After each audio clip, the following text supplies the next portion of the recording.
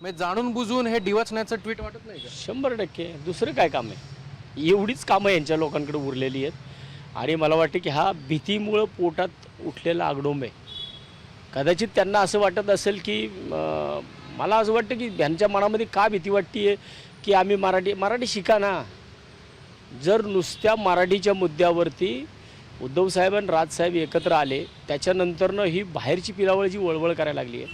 ह्यांनी पहिल्यांदा हे दुबे किती वेळा महाराष्ट्रात आले, किती वेळा मुंबईत आले आणि मग त्यांनी हे बोलून दाखवावं मुंबईमध्ये महाराष्ट्रामध्ये येऊन, मग त्यांना कळेल ना. तर अशा प्रकारे तुम्ही तिकडं बसणार AC मध्ये तिथे AC मध्ये बसून मग इथल्या लोकांमध्ये जो वाद लावला जातो ह्याला कारणीभूत पण हीच लोक आहेत ना. आम्ही मराठीच्या मुद्द्यावरती एकत्र आलो आहे आणि तुम्ही जर मराठीच्या मुद्द्यावर आम्ही एकत्र आला असं तुमचा पोटसूळ उठायचं कारण नाही.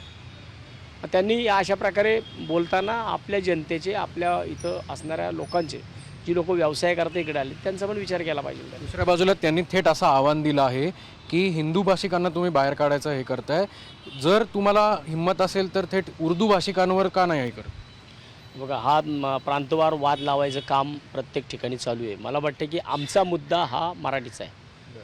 तुम्ही जर इथं या व्यवसाय करा पण तुम्ही मराठी बोलणार नाही असं कसं? मग जे काही लोक आहेत बाहेरचे त्यांच्या राज्यामध्ये जाऊन तुम्ही ह्या गोष्टी बोलू शकता का? साऊथमध्ये जाऊन ह्या गोष्टी तुम्ही बोलणार आहेत का?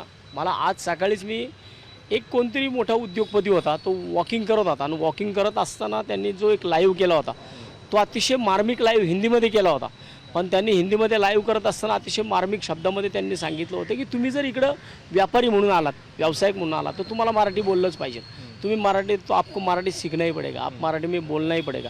क्योंकि यहाँ के लोग जो है, जो अगर आता इथून पुढे काय होणार, मग जे लोन आता राजकीय पक्षापर्यंत आहे की हेच लोन तुमचं जर खाली आलं ना तर मग सगळ्याच लोकांना त्रास होईल. आता हे दुबे जे आहेत त्यांचं असं म्हणणं आहे की मराठी लोकांनी राज्यभर यावं, त्यांना आम्ही आपटून मारू म्हणून. आता बघा, मी मगाशीच म्हटलो की ते जे म्हटले ना की कुत्ता तो अपने घर में भी शेर होता है, तसं ते त्यांना लागू पडतं. एक्सवरती ट्विट करणं, फेसबुकला पोस्ट टाकणं आणि फील्डवर येणं फरक आहे. त्यांनी म्हणवताना एकदा केडियांना फोन करून विचारा काय झालं ते. केडियाच काय, असे अनेक केडी आहेत राज्यामध्ये, त्यांच्या बाबतीमध्ये काय झालं ते त्यांनी बघावं. तुम्ही महाराष्ट्रात पाहुणचार करणार का त्यांचं आले तर नक्कीच भेटू ना, त्यांना भेटू. केडिया साहेबांना, त्यांचं काय नाव त्यांचं, दुबे, त्यांना भेटू नक्की, मुलाखत घेऊ त्यांची पण.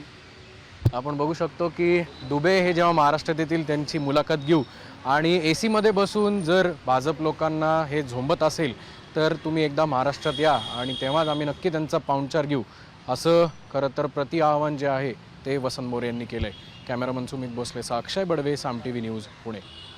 आता isakal.com आहे देशातील नंबर 1 ची मराठी न्यूज वेबसाईट. प्रत्येक अपडेटसाठी isakal.com ला नक्की भेट द्या.